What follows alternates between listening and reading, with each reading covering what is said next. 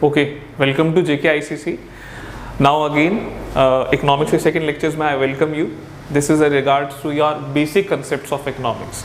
So जैसा कि मैंने पहले lecture में cover किया था आपका meaning of economics regarding the definitions of economics. अभी बहुत सारे concepts हैं जो बचे हुए थे, उन्हीं को मैं यहाँ पे आज again फिर cover करने के लिए आया हूँ.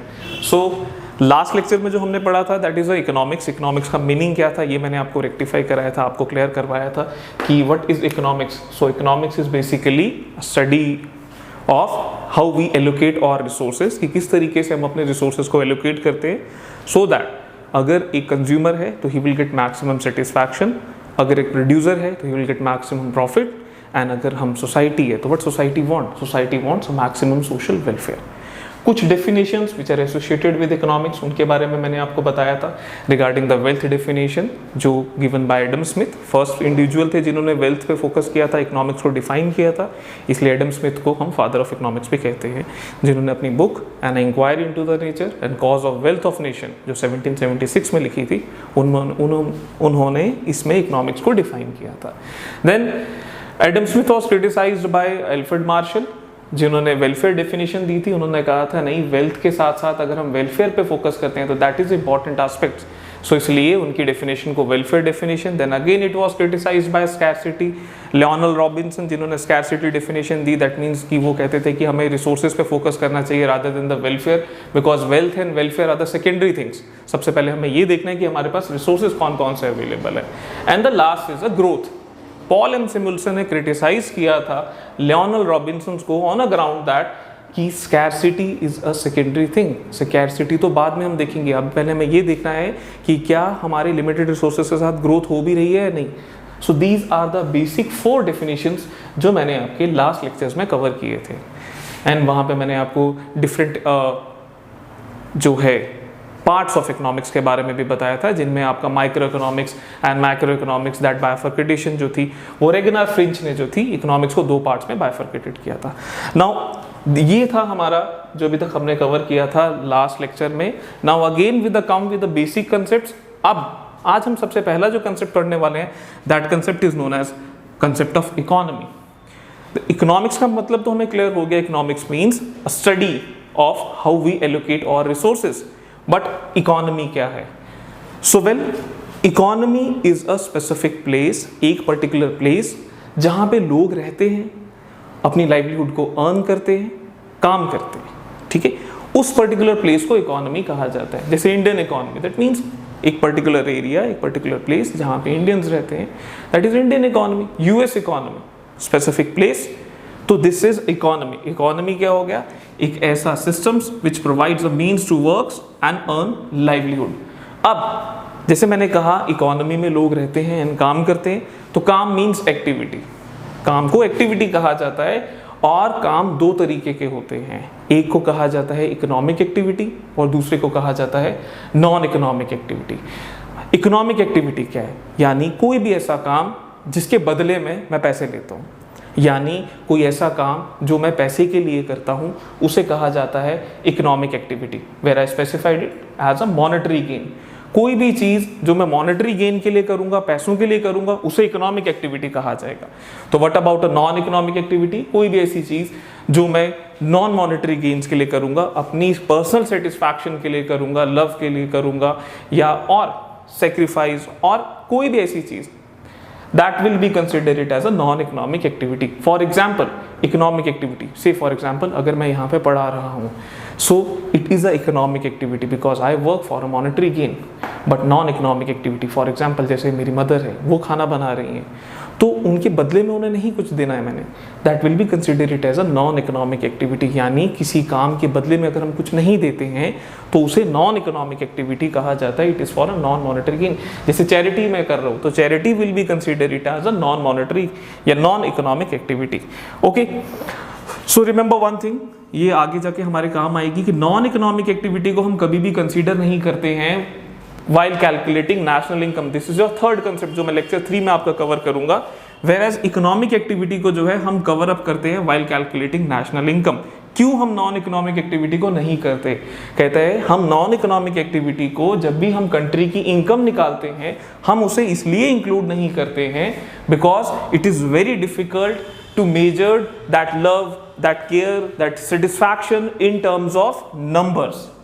तो इसको मेजर्ड आउट करना बहुत डिफिकल्ट होता है, इसलिए हम इसको इकोनॉमिक एक्टिविटीज को व्हाइल कैलकुलेटिंग नेशनल इनकम हम कभी भी ऐड नहीं करते हैं। वेयर एज अगर हम इकोनॉमिक एक्टिविटी की बात करें as it is for monetary gains, तो इसलिए हम इसको ऐड करते हैं। अब इकोनॉमिक एक्टिविटी में क्या आता है, मतलब हम काम क्या क्या करते हैं। तो काम की अगर हम बात करें तो जनरली हम यही 4 तरीके के काम जो है हम अपने सराउंडिंग्स में देखते हैं। या तो कोई प्रोडक्शन कर रहा होगा, प्रोडक्शन मीन्स कोई रॉ प्रोडक्ट है उसमें वो उसकी यूटिलिटी को एनहांस कर रहा है। फॉर एग्जाम्पल मेरे पास अगर मैदा है तो मैंने मैदा से क्या किया, ब्रेड बना दी, तो दैट मैदा से जो ब्रेड बनाने का प्रोसेस है that is known as your production. Production means किसी भी चीज की यूटिलिटी को एनहांस करना, किसी नई चीज को बनाना। कंजम्पशन, कंजम्पशन का मतलब क्या हुआ, चीजों को कंज्यूम करना। अब हम चीजों को कंज्यूम क्यों करते हैं, ताकि हम अपनी नीड्स को, हम अपनी जो यूटिलिटीज हैं, हम अपनी जो जरूरतें हैं उन्हें पूरा कर सके, that is known as consumption. Third is your investment. अब इन्वेस्टमेंट क्या होता है, इन्वेस्टमेंट मीन्स चीजों को बनाने के लिए जो मशीनरीज की रिक्वायरमेंट होती है, अगर मैं उन पे पैसा लगाता हूं तो उसे कहा जाता है investment. And the last is exchange. जब हमने चीजों को बना लिया, अब हम क्या करेंगे, अब हम उन चीजों को मार्केट में सेल आउट करेंगे, बेचेंगे, तो that activity is known as exchange. Exchange में 2 टाइप्स आ जाते हैं and these twos are very important. पहला आ जाता है आपका प्रोडक्ट, हम चीजों का एक्सचेंज करते हैं। अब चीजों का एक्सचेंज करेंगे तो डेफिनेटली प्रोडक्ट का एक प्राइस होगा, या हम फैक्टर्स ऑफ प्रोडक्शन का एक्सचेंज करेंगे। अब द क्वेश्चन इज ये फैक्टर्स ऑफ प्रोडक्शन क्या होते हैं, तो कहते हैं देखो किसी भी चीज को बनाने के लिए व्हाट वी रिक्वायर्ड, तो कहता है किसी भी चीज को बनाने के लिए हमें 4 मेन चीजों की जरूरत पड़ती है। These are the 4 basic aspects जिनसे प्रोडक्शन होती है, जिन्हें कॉमनली कहा जाता है land, labour, capital and entrepreneur. इन्हीं 4 चीजों से हम कोई भी प्रोडक्ट बना सकते हैं। अब एक्सचेंज इन्हीं का लेन देन है, यानी land, labour, capital and entrepreneur का यूज करना is considered it as exchange. और जब हम एक्सचेंज करेंगे तो डेफिनेटली इनके बदले में भी हमें इन्हें कुछ देना पड़ेगा। फॉर एग्जाम्पल अगर मैं लैंड यूज करूंगा तो I have to pay rent, labours को यूज करता हूं तो I have to pay wages, capital, C stands for capital, capital के लिए व्हाट आई हैव टू पे, मुझे इंटरेस्ट पे करना पड़ेगा। एंड फाइनली जो एंटरप्रेन्योर होगा वो किस लिए वर्कआउट कर रहा है, his work for profit. So ये rent, wage, interest and profit, इसको कलेक्टिवली कहा जाता है फैक्टर प्राइसिंग। सो एक्सचेंज में हमारा क्या आ गया, एक आ गया हमारा प्रोडक्ट, प्रोडक्ट का लेन देन करना, दैट मींस उसको स्पेसिफिक प्राइस में जब हम चीजों का लेन देन करेंगे, या हम फैक्टर्स ऑफ प्रोडक्शन का लेन देन करेंगे which is use for the production of the commodity. तो अगर मैं लैंड, लेबर, कैपिटल, एंटरप्रेन्योर की बात करता हूं, that will be considered it as a factors of production. और इनका जो रिवॉर्ड दिया जाता है उसे क्या कहा जाता है, उसे कहा जाता है आपका factor pricing. These are the 2 very important term, rent, wage, interest and profit. Okay, so यहाँ पे this is all about the economy, यानी अभी हम यहाँ पे ये समझ आ गया इकोनॉमी क्या है और इकोनॉमी में किस तरीके से हम काम को कैटेगराइज करते हैं और कौन से काम को हम टॉप प्रायोरिटीज पे रखते हैं। बात अगर करते हैं इकोनॉमी है, अब इकोनॉमी को फुल फ्लेज स्टडी करना इज वेरी डिफिकल्ट, तो हमने क्या किया, इकोनॉमी को सेक्टर्स में बाइफरकेट कर दिया, काम को हमने डिफरेंट एस्पेक्ट्स में कैटेगराइज कर दिया। जैसे यहाँ पे आप देख सकते हैं, सबसे पहले मैंने कहा कि बेसिकली हम आज तक यही पढ़ते आए हैं कि इकोनॉमी में 3 मेन सेक्टर्स होते हैं। तो ऑफ कोर्स यही 3 सेक्टर्स होते हैं, primary sector, secondary sector and tertiary sectors. Primary का मतलब यानी कि जब मैं एग्रीकल्चर और agriculture and allied activity, agriculture से मिलती जुलती एक्टिविटी, एनिमल हस्बेंड्री, फॉरेस्ट्री, इनमें अगर मैं इन्वॉल्व होता हूं तो these type of activity will be considered it as a primary activity. Secondary activities कौन सी होगी हमारी, यानी मैन्युफैक्चरिंग करना और इंडस्ट्री से रिलेटेड जो भी एक्टिविटीज होंगी वो हमारी सेकेंडरी एक्टिविटी होंगी। एंड टर्शियरी एक्टिविटीज हमारी वो हैं जो सपोर्ट प्रोवाइड करती हैं primary as well as secondary को, यानी सर्विस सेक्टर जिसे कहा जाता है, that is a tertiary sectors. Tertiary sectors में 2 मोर सेक्टर्स जो हैं वो इन्वॉल्व हैं, एक को कहा जाता है क्वेटनरी और दूसरे को कहा जाता है क्वाइनरी सेक्टर्स। क्वेटनरी में क्या आ गया, जैसे रिसर्च एंड डेवलपमेंट हम करते हैं, एजुकेशन है हमारा एंड फाइनेंशियल प्लानिंग है, that will be collectively comes under your quaternary. और क्वाइनरी में क्या है, it's a highest decision making body, ठीक है, विच इंक्लूड्स और गवर्नमेंट ऑफिशियल्स आ जाते हैं हमारे इनमें, हमारी मीडिया आ जाती है, एंड यूनिवर्सिटीज के like professors will be comes under the quinary sectors. That means जो हमारा थिंक टैंक है that will be comes under your क्वाइनरी sectors. So this is our fourth concept, that is sectors of economy. अब fifth, generally resources are, हम economics में किस चीज की study करते हैं कि we are studying about the scarce resources, की रिसोर्सेज बहुत लिमिटेड है। Now what is the meaning of scarcity? आम भाषा में कहा जाए तो स्कैरसिटी का मतलब होता है शॉर्टेज, कमी होना किसी चीज की। बट जब हम इकोनॉमिक्स की बात करते हैं तो इसको हम कमी के बेसिस पे ना लेके रादर देन हम इसको डिमांड और सप्लाई के बेसिस पे कंसीडर करते हैं। तो स्कैरसिटी क्या होता है? स्कैरसिटी होता है जब मेरी डिमांड एक्सीड कर जाती है सप्लाई को, यानी किसी चीज की डिमांड अगर लोग ज्यादा कर रहे हैं और वो चीज उतनी मार्केट में अवेलेबल नहीं है, तो that means there is a scarcity of that particular product. अब ये स्कैरसिटी क्यों अराइज होती है, क्यों ये कमी है? तो इसका आंसर सिंपल है, बिकॉज हम सारी चीज़ों को नहीं बाय कर सकते, बिकॉज हमारे पास जो है रिसोर्सेज लिमिटेड हैं। फॉर एग्जांपल अगर मान लो मेरे पास बहुत सारा पैसा भी आ जाए तो क्या मैं दुनिया की सारी चीज़ें बाय कर सकता हूँ? नहीं बाय कर सकता। क्यों? क्योंकि कुछ ना कुछ कहीं ना कहीं कुछ ना कुछ रह ही जाएगा, बिकॉज हम सारी चीज़ें बाय नहीं कर सकते। रिसोर्सेज जो पैसा, रिसोर्स को यहाँ पे पैसे से भी कंसीडर कर सकते हो कि पैसा जो है वो लिमिटेड है और हमारी जो ज़रूरतें वो अनलिमिटेड है। अब ये स्कैरसिटी क्यों अराइज होती है, क्यों ये डिमांड ज्यादा है एज कंपैरिजन टू सप्लाई? तो इसके कुछ रीजंस हैं। सबसे पहला रीजन कहता है कि रिसोर्सेज आर लिमिटेड। अगर हम ह्यूमन बीइंग्स और रिसोर्सेज का कंपैरिजन करें तो जनरली हम ये देखेंगे कि ह्यूमन बीइंग्स के कंटेक्स्ट में रिसोर्सेज जो हैं ये बहुत ही लिमिटेड हैं। इसलिए जनरली होता क्या है, demand is greater than supply, और जब डिमांड ज्यादा है सप्लाई से, स्कैरसिटी होगी। This is a reason number one. Second reason जो है that is human wants.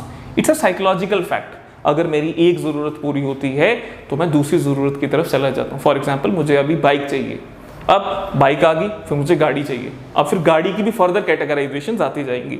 So that means human wants जो है these are unlimited in nature. It's a psychological fact. एक नीड पूरी हो रही है, मुझे दूसरे की जरूरत हो रही है।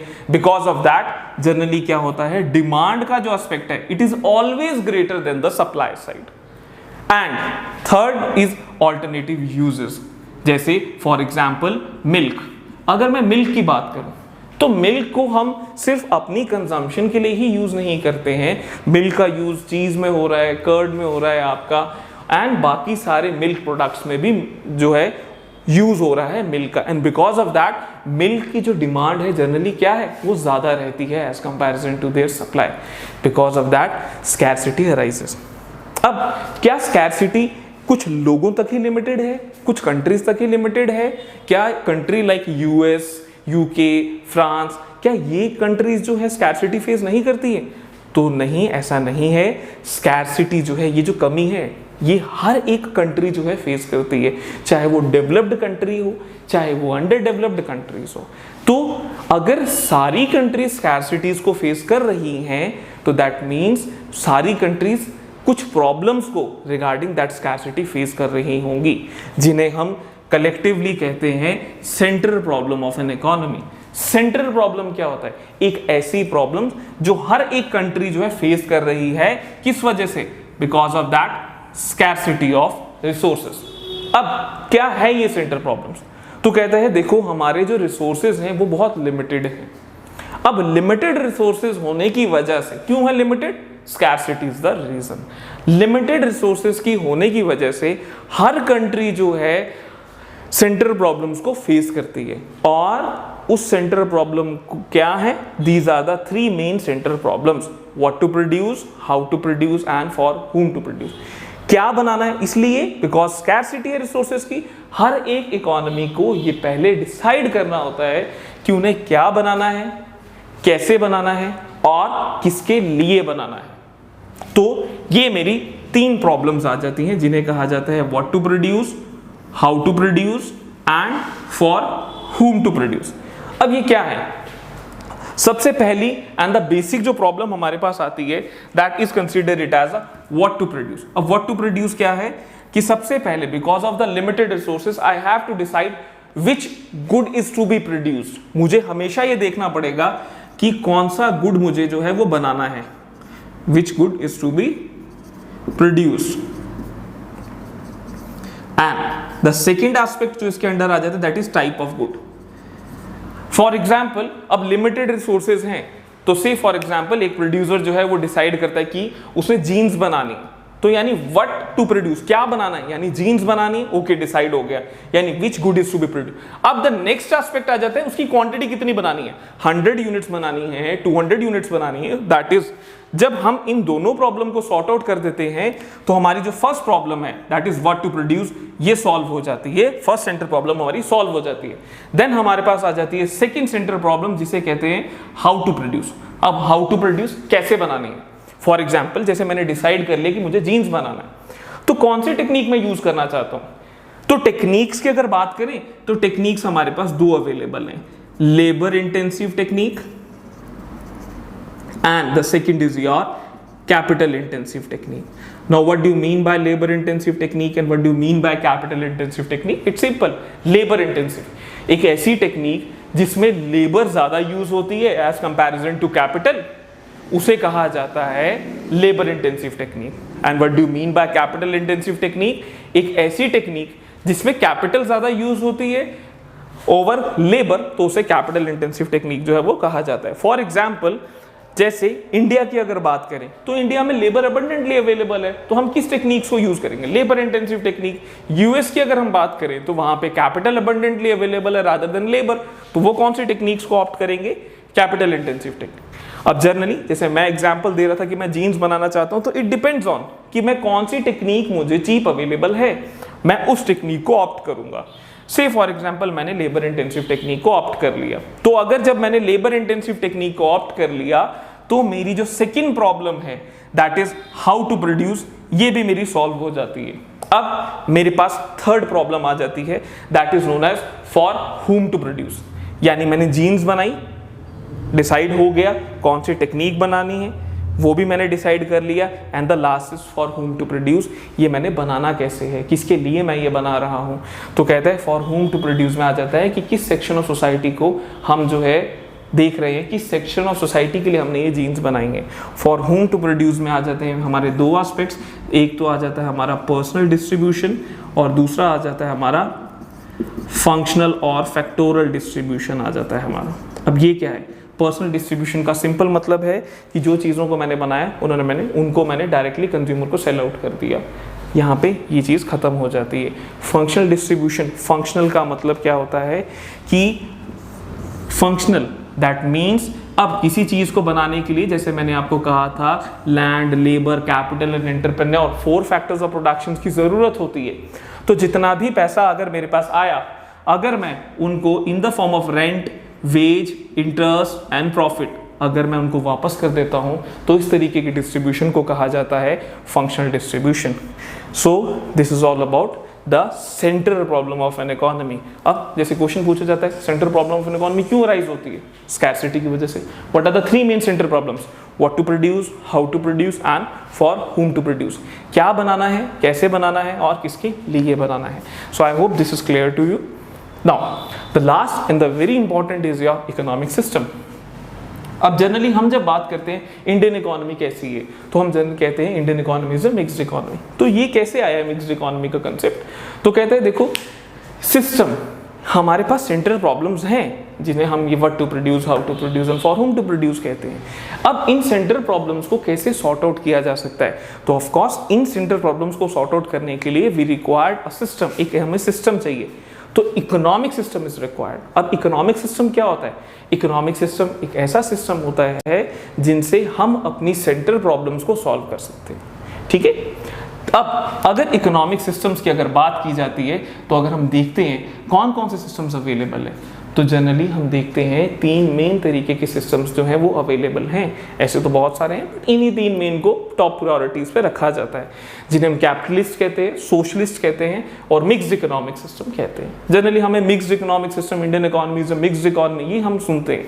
अब वो क्या मिक्स्ड इकोनॉमी है उसको आई विल क्लियर दैट। सबसे पहला है कैपिटलिस्ट इकोनॉमी, नाम से ही पता लग रहा है, कैपिटलिस्ट का मतलब इंडस्ट्रियलिस्ट। एक ऐसी इकोनॉमी जिसमें ये जो डिसीजंस है, decisions regarding the central problem of an economy, ये कौन लेता है, कैपिटलिस्ट। बड़े बड़े इंडस्ट्रियलिस्ट जो हैं, अगर वो ये डिसीजंस लेते हैं कि हाँ कैसे सेंट्रल प्रॉब्लम को सॉल्व करना है, उस तरीके की इकोनॉमी को कैपिटलिस्ट इकोनॉमी कहा जाता है।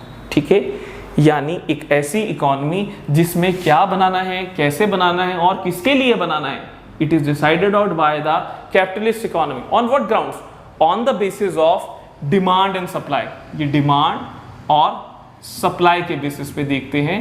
ठीक है, तो उस तरीके की इकोनॉमी को कैपिटलिस्ट इकोनॉमी कहा जाता है। इनका एक ही प्राइम मोटिव होता है, दैट इज प्रॉफिट, यानी ऐसी चीजों को बनाओ जिनमें प्रॉफिट उनका मैक्सिमाइज हो, क्योंकि इंडस्ट्रियलिस्ट है, उनका मेन प्रॉफिट यही, मेन मोटिव उनका हमेशा यही रहेगा। इस तरीके की इकोनॉमी में there is no government intervention. Government intervention बिल्कुल नहीं होती है। That means government is just act as a night watchman.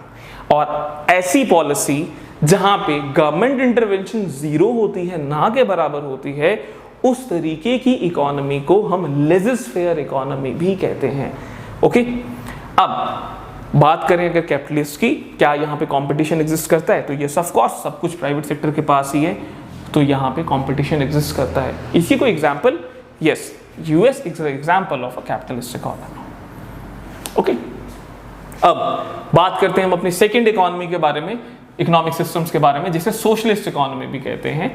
Socialist economy, और you can say that a centrally planned economy, एक ऐसी इकोनॉमी जिसमें हमारे जो सेंटर प्रॉब्लम है, क्या बनाना है, कैसे बनाना है, किसके लिए बनाना है, ये कौन डिसाइड करता है? एक सेंट्रली प्लान्ड मैकेनिज्म हमारा होता है, सेंट्रली प्लान्ड अथॉरिटीज होती हैं, वो ये डिसाइड करती हैं कि हमें क्या बनाना है, कैसे बनाना है और किसके लिए बनाना है। On what basis?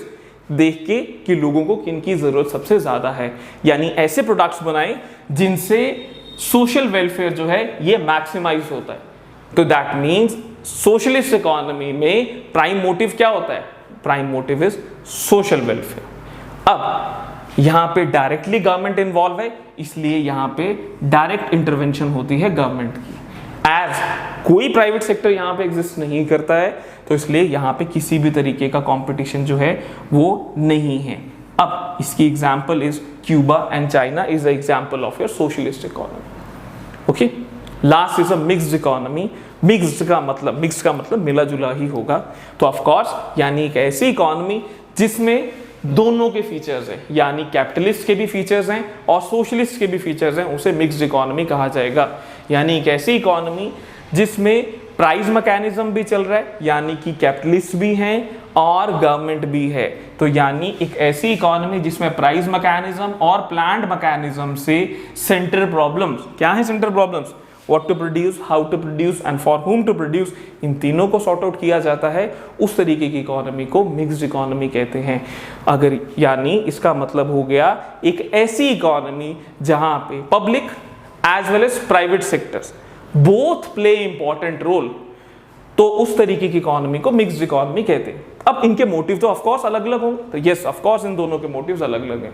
Public is work for social welfare and private is work for maximum profit या प्रॉफिट मैक्सिमाइजेशन के लिए वो वर्कआउट करते हैं।